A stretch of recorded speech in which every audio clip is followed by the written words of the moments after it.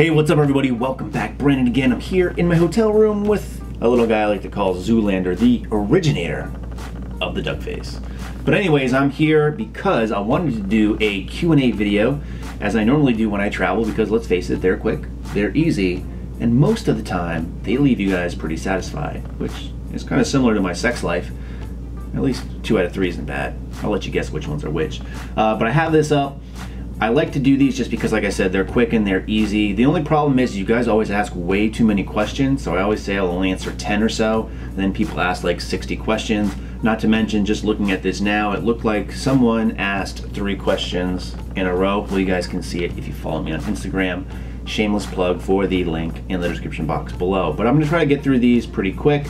Hopefully they're not rehashes, because that's a problem that I have also. A lot of people ask the same questions over and over again, but we'll see where it takes us. So, first question, next powerlifting meet. Well, to be honest, I don't think I'm gonna do one until probably the fall. I'm thinking October or November.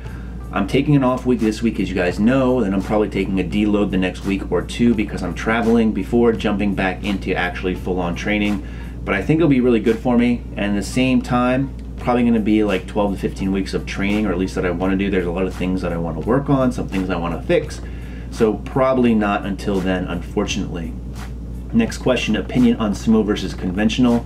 Well, right now I'm a big fan of conventional, when in reality, when I first started lifting and I first started pulling, I was taught how to do deadlifts in a sumo style only. That's the way that our strength coach at high school taught, and that's what I pulled for a long time, until I stopped pulling altogether, probably for close to 10 years almost. And then when I got back into it, I just felt a lot stronger conventional, and that's what I stick with now. So the biggest thing is for this is it really depends on personal preference and where you feel you get the best leverage at. Final question from the same person is sports in high school. I played basketball in high school. I also played a little lacrosse in high school. Outside of high school, before that, I played soccer and baseball as well. I think I was pretty good at both of them. I think. I probably was terrible, but I think I was pretty good. That's about it. Next question, which is the best way to train as a natural athlete for both aesthetic and performance? This is going to vary a lot on the individual, but basically what I feel is the best for most people is getting to a point where you can hit everything twice per day, where a lot of your movements are based around compound movements, as well as obviously diet is in check with your goal. So it really depends. There's a lot of variables, and I hate saying that, but there's no cookie cutter answer that I can give you. Next question, why are you in Seattle? So if you guys know, I come to Seattle quite a bit. In fact, I think this is my 6th week here in the last 52 weeks. So quite a big chunk of time, like 10% or so.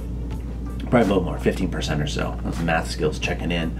But I come out here for work. So I work for a very large company, and my particular division that I work for is actually headquartered in Seattle. So there's a lot of stuff that I need to come back to the home office for. Plus I really like the city anyway, so I don't mind it. But that is why I'm in Seattle. I'll actually be back. I'm leaving tomorrow, but I'll be back in a week and a half.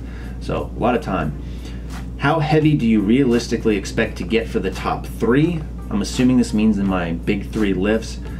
I don't know necessarily. If you asked me this question 2 years ago, I would have said it would be very difficult for me to ever get a 500 squat or a 600 deadlift, but I've accomplished both of those. I think if I could get to a 400 bench, a 600 deadlift, and a 600 squat and a 700 deadlift, I'd be more than satisfied. So that's part of the fun of training and going through all this stuff, is really pushing yourself and see where you can get. Next question is, when is the next collab? So there might be one in Chicago with someone I've been friends with on YouTube for quite a while. He doesn't have a huge channel. I've actually featured him on this channel 2 or 3 times, but I might be meeting up with him next week. I hope I can. I'm not sure my work schedule, and I'm not sure how I'm going to be training, if at all, but I'm definitely going to try, just because, like I said, I've known him for quite a while. I won't say who it is, only because I think he wants to keep it hush-hush, just in case it doesn't happen. Next question, how are you? I'm very good, thanks for asking. I'm ready to go home, however. Been really tired, sleep has been off all this week. However, I have been eating very good. If you follow me on Instagram, which you probably do if you're watching this, because most of these questions, or all these questions I should say, came from Instagram, so you see all the food porn pics I've been putting up, so things are going pretty well. Next question, best accessory for deadlift. I think this is also very much based on the individual. For me particularly, working with Dan Green the past 30 weeks, holy shit. The things that have helped me the best are deficit movements, because that's where I'm really weak off of. I'm weak off the floor, so doing deficit deads and deficit stiff-legged deads have really helped me. But if your sticking point isn't the floor, then that's probably not something that's going to help you very much. Next question, what program are you going to run next? I'll do a separate video on this. I'm pretty sure I have something figured out. Me and another person that you probably are familiar with are going to be working together, so feel free to speculate in the description box and comment box below. But you'll hear more about this as I figure it out and get some things more confirmed, so to say. Next question, elbow inflammation while pressing, how to get rid of it? Well, as far as inflammation and myself have gone, my history, you guys know I got that tendonitis in that left wrist. Surprisingly, fapping wrist, perfectly fine. Correlation does imply causation in this case, maybe. Take it for what you will. But what I've found is the best way to get rid of it is to simply take time off and let it completely heal. I know that's probably the worst thing you want to hear. The problem is with inflammation, even if it's just down a bit and you go back and train, it's likely to flare back up or just never get fully better. So that's that. What are your lifting percentages for each week and how many weeks? I do not know.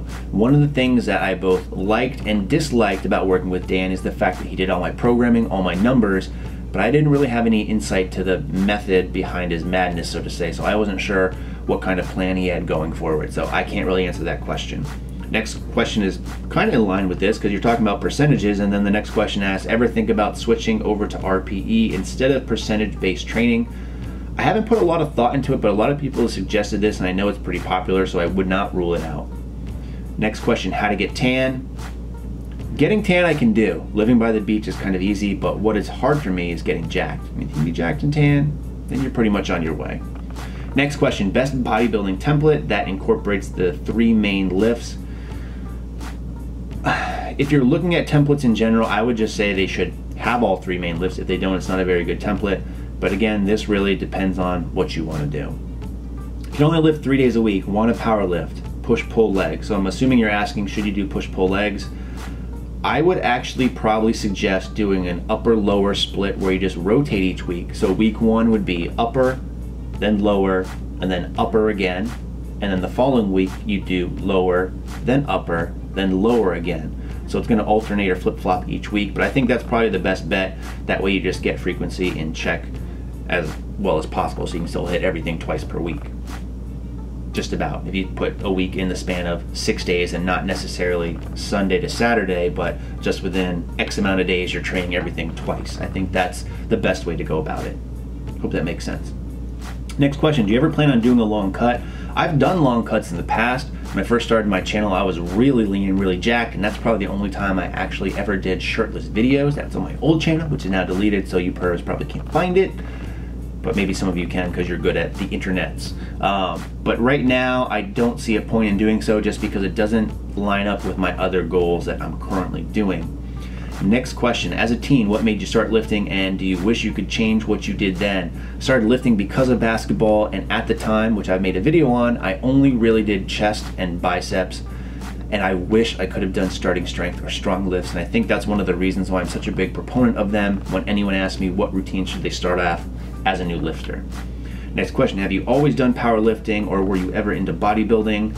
I did bodybuilding style training for a long time, and in my opinion probably too long, because while I made gains they weren't significant, and I think I really spun my wheels doing bro splits for way too long. Next question, what are your goals for competitive powerlifting, personal fulfillment, or all-time records? Well, I will be honest with you and myself, I will never set any all-time records, just given my current height and my current weight. Assuming those things stay somewhat consistent, it's just not possible. I can't get to the level to pull those kind of weights or those numbers while staying natural and while staying at my current size. So personal fulfillment, that's what I enjoy. I like challenging myself. I like seeing my numbers go up. I like working hard for it. So personal fulfillment is fine for me. Next question, does your fiance count macros or does she also count? I'm afraid guys will think I'm a weirdo or on Weight Watchers.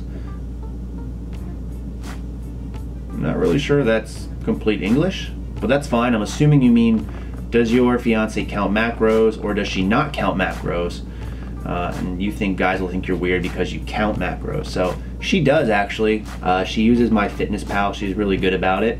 But what I will say is if your interested in meeting a person and you want to extend that relationship to be of something of significance, they will learn to appreciate and tolerate, I should probably say that too, your interests. So if it's important to you, it should be important to them also. They shouldn't give you a hard time. If they think it's weird or it's a reason that they don't want to be in a relationship with you, it's probably a good idea to just avoid that person as is. So I hope that makes sense too. If you were have the choice of any specific program and could only pick one to run the rest of your life, what would it be? I think it would be Wendler 531. I really like that program. I spent a lot of time on it, and one of the things I like about it is it's such a good combination, of my opinion, in the compound lifts, but also there's so many freaking assistance programs you can do, hence how he's been able to milk like 4 books out of it. But pretty much anything you want to do, you can do it on Wendler, and you still have your strength training built in and the progression built in, but you still have the plus sets as well, the Joker sets, so there's a lot of work to do with that. I would definitely go Wendler 531. Next thing is, just kidding, will you ever go to any conventions? So this is from the person who asked me how I was doing. I wouldn't say I won't go to conventions. I'm open to it, but the problem is I probably wouldn't pay for it out of pocket, and I'll tell you why in a second. But at the same time, I don't think anyone would pay for me, just because if you see a lot of my supplement reviews or product reviews, they're mostly negative or very condescending, so a lot of companies wouldn't want to fly me out there for that. Not to mention, I wouldn't take some kind of sponsorship in a product that I didn't really believe in, BioGrow. But the reason I don't go to conventions out of pocket is just because they're expensive to travel to, and not to mention, if I'm going to travel somewhere and I'm going to take somewhat of a vacation, I want to go somewhere nice. I don't want to go to Columbus, Ohio in February or March or whenever the Arnold is, when it's freezing cold out. No offense to anyone out there, it'd be awesome to meet all you people, but it's just a tough thing for me to commit to. And I think it's also probably that I don't really necessarily directly care about going to those things for the sake of growing my channel. Yeah, it'd be nice because I'm sure it would happen, but it's just not in line with what I want to do right now.